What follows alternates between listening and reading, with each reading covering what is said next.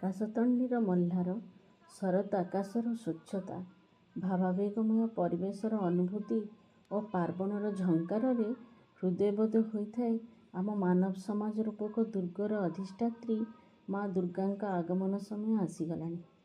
ସେ ସଂହାରକାରିଣୀ ଉପଦ୍ରବର, ଅନ୍ୟାୟର, ଅଘଟଣର ଅବା ଅସମାନତାର। ସେ ନାରୀ ଜାତିର ପ୍ରତିନିଧିତ୍ୱକାରିଣୀ। ସେ ଶୃଙ୍ଖଳାର ସୂଚକ ତ ପୁଣି ଜାୟା, ଜନନୀ, ଭଗିନୀ, କନ୍ୟା ତଥା ବଧୂ ରୂପକ ନାମମାଳାର ଶୃଙ୍ଖଳକୁ ବାନ୍ଧି ରଖି ପାରୁଥିବା ସମ୍ପର୍କର ସୂଚକ।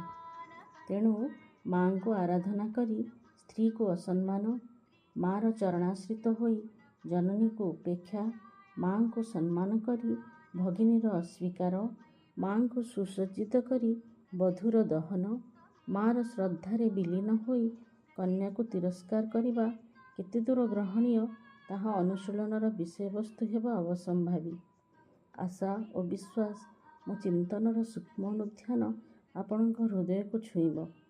ଯେ ପର୍ଯ୍ୟନ୍ତ ପ୍ରତି ନାରୀ ଭିତରେ ମାଙ୍କ ସ୍ୱରୂପକୁ ନ ଦେଖାଯାଏ, ସେ ପର୍ଯ୍ୟନ୍ତ ପ୍ରତିମା ପୂଜନର ବାହ୍ୟ ପ୍ରଦର୍ଶନ କେବଳ ଏକ ନିଷ୍କ୍ରିୟ ତଥା ଅସଫଳ ସମାଜର ଅହଙ୍କାରର ଆଡ଼ମ୍ବର ମାତ୍ର।